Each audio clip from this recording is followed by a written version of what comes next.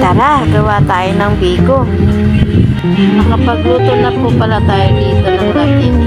At ito ay 1 cup of kakang gata. Pagkaluto ng latik, isasantabi po natin siya at lalagyan natin ng 1/2 kilo golden brown sugar.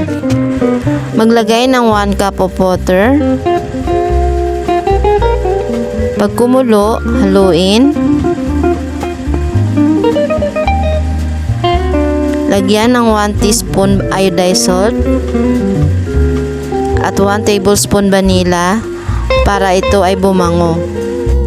Haluin ng haluin hanggang sa mag-caramelize ito.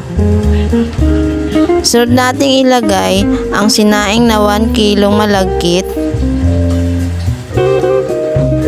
O diba, malapit na tayong matapos. Medyo struggle nga lang ang paghalo dahil sobrang madikit at malagkit. Kaya kailangan mahalin mo ang ginagawa mo.